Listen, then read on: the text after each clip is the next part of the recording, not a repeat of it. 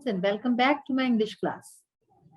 Students, as you know, today we are going to have the exercise part of the chapter Beat the Clock.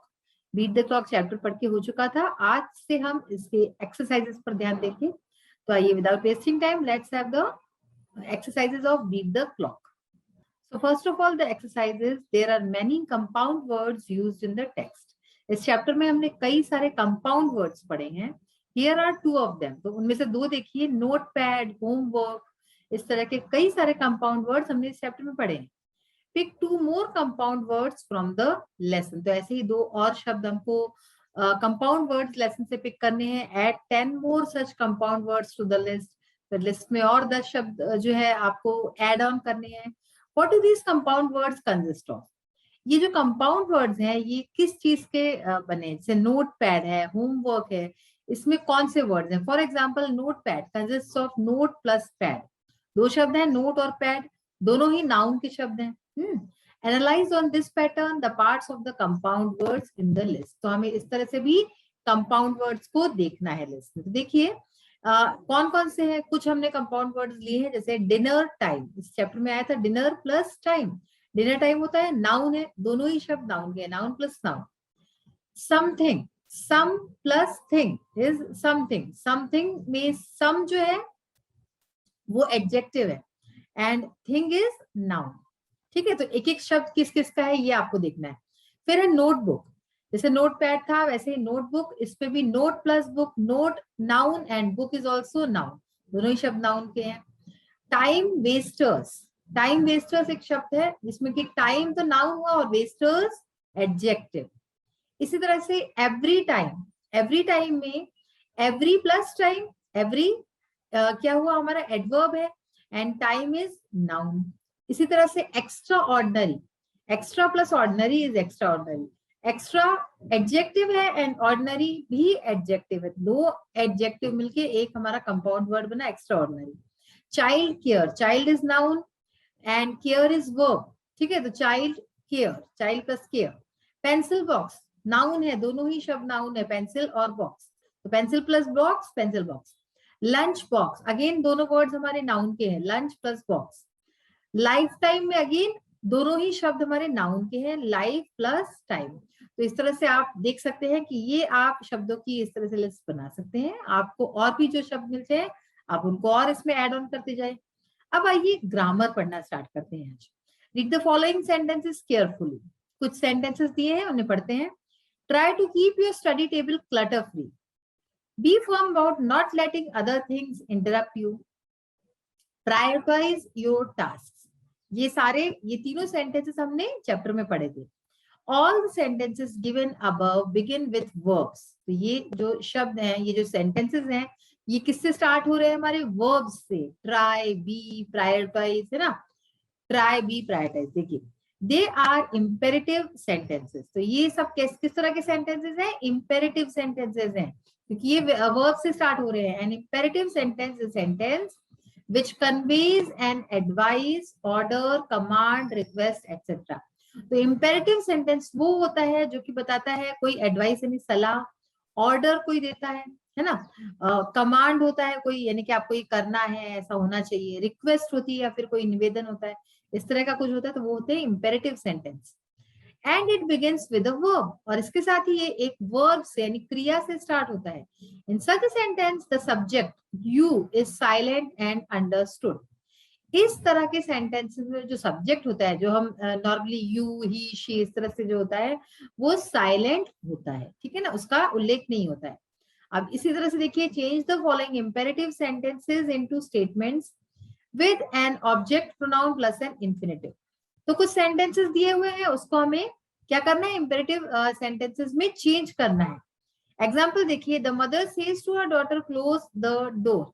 यानी कि mother, माँ बेटी से कहती है दरवाजा बंद करो. अब इसको किस तरह से लिखेंगे? She wants her to close the door. वो चाहती है कि वो दरवाजा बंद करे. इसी तरह से कुछ और सेंटेंसेस है that we will see in our exercise part today. आइए अब मॉडल्स पढ़ते हैं.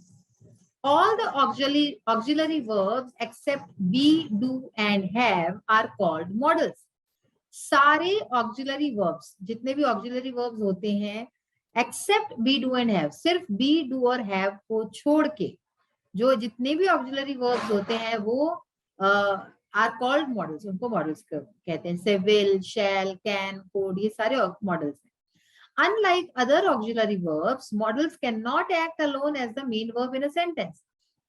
अब जैसे और ऑक्सिलरी वर्ब्स होते हैं, नॉर्मली ऑक्सिलरी वर्ब्स अकेले भी स्टैंड ऑन कर जाते हैं एज अ वर्ब, लेकिन जब हम मॉडल्स की बात करते हैं तो वो अकेले नहीं रह सकते, ठीक है ना, मेन वर्ब की तरह नहीं रह सकते सेंटेंस में.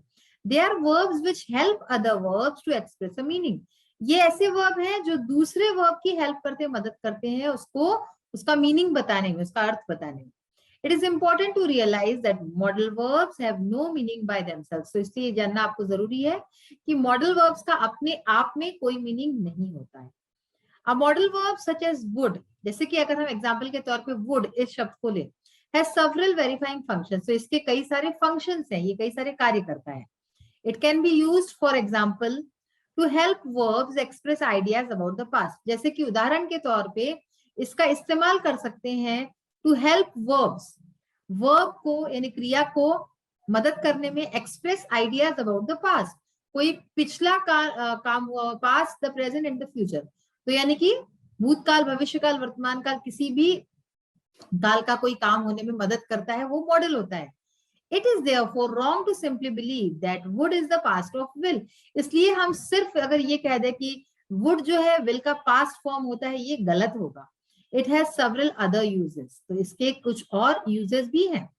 The modal auxiliaries are, modal auxiliaries कौन कौन से हैं देखिए, can, could, shall, should, will, would, may, might, ought to, must, need, used to, dare, ये सारे हमारे modal auxiliaries हैं.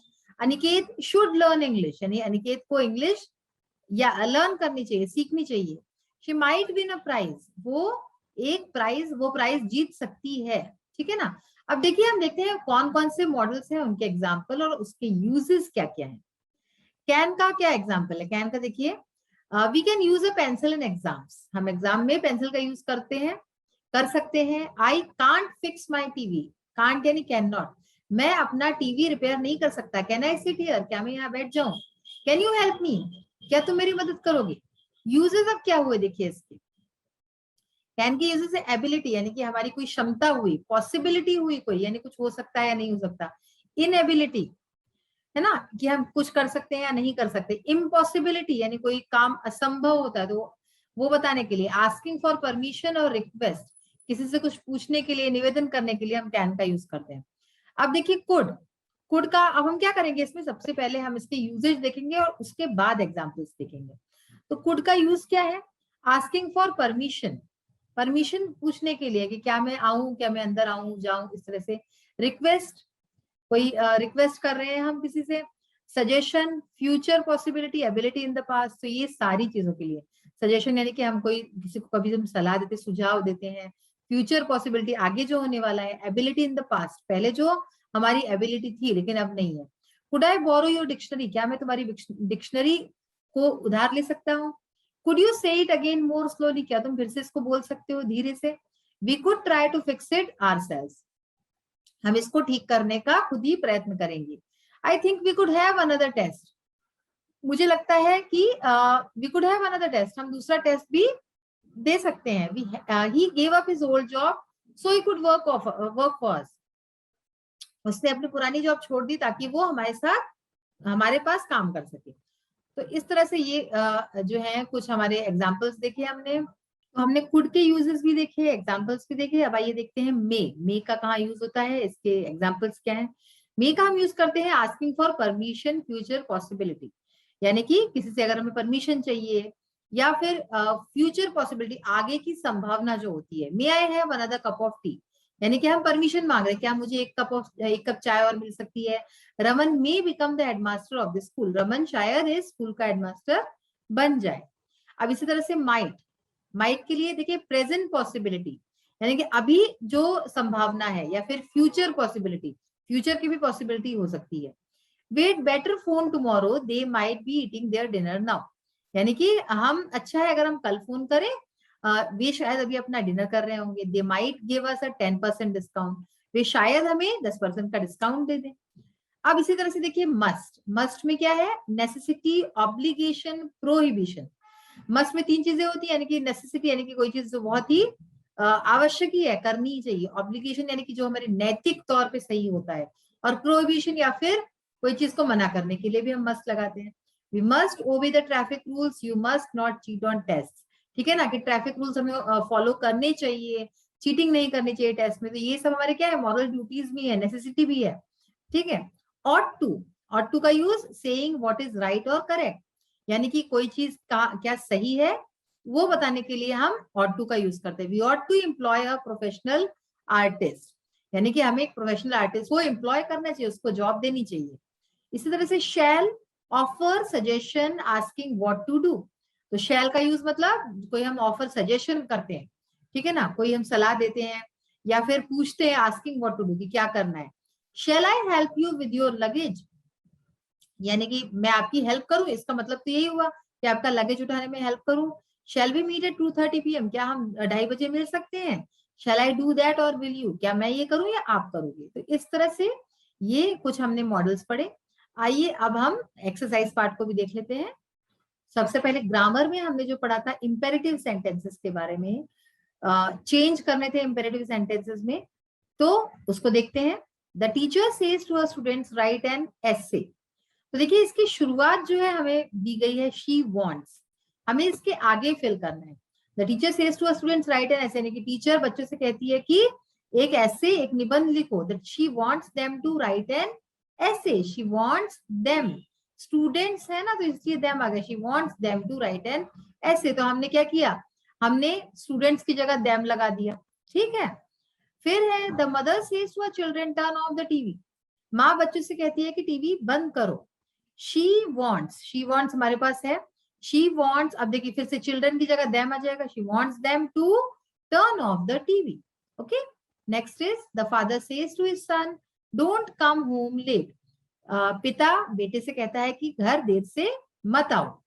ही डजंट वॉन्ट, अब यहाँ पे देखिए थोड़ा चेंज हो गया, ही डजंट वॉन्ट यानी कि वो नहीं चाहता, क्या नहीं चाहता, ही डजंट वॉन्ट हिम, अब सन की जगह हमने हिम लगा दिया। Okay.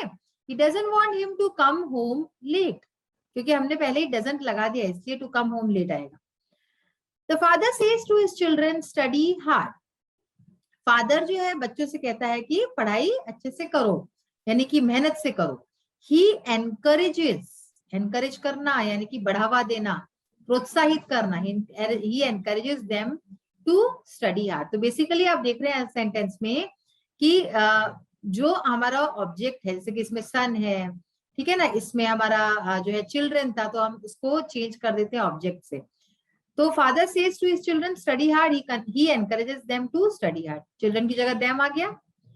The teacher said to the girl read good story books, teacher ने गर्ल से कहा, लड़की से कहा कि अच्छी कहानी की किताबें पढ़ो।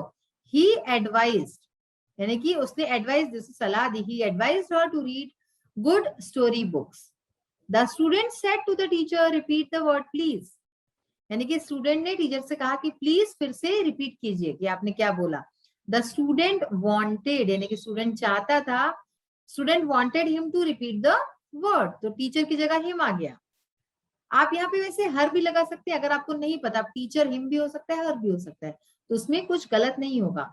आई said to my sister help me on Sunday, मैंने अपने बहन से कहा कि मुझे संडे को हेल्प करना। I would like her to help me on Sunday, I would like हमारे पास पहले से लिखा था, I would like her to help me on Sunday. अब देखिए लेट्स टॉक की एक एक्सरसाइज है, talk about the things that waste your time, उन चीजों के बारे में लिखना है जिससे कि आपकी चीजें, आपका समय वेस्ट होता है, बर्बाद होता है।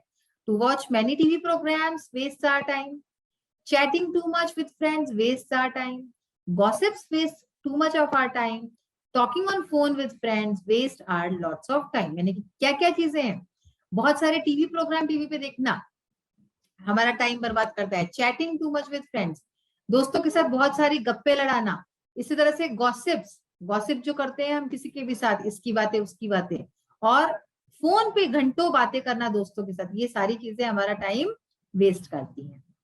Shopping and roaming over to waste are expensive time, और इसी तरह से बहुत सारी शॉपिंग करना, इधर उधर फालतू में घूमते रहना, इससे भी हमारा समय बर्बाद होता है। अब आता है हमारा translation section. Translate the following sentences into English. कुछ सेंटेंसेस हिंदी में दिए हैं, इसको इंग्लिश में ट्रांसलेट करना है। Will see line by line. हमें अनुशासनबद्ध होना चाहिए, हमें अनुशासनबद्ध होना चाहिए। वी शुड बी डिसिप्लिन्ड, ये होगा इसका, वी शुड बी डिसिप्लिन्ड।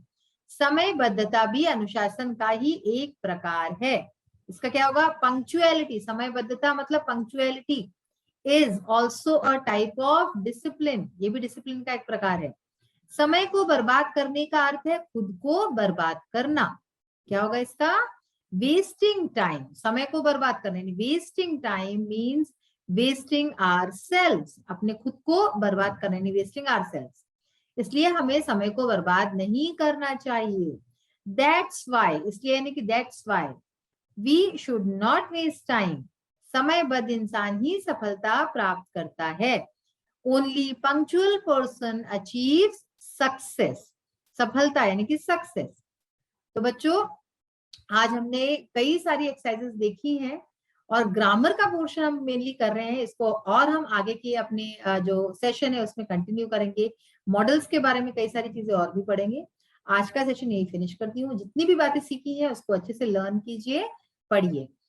तो आज का सेशन फिनिश करते हुए आपसे विदा लेती हूँ। We will meet in the next session. Till then bye, have a nice day. Thank you, bye.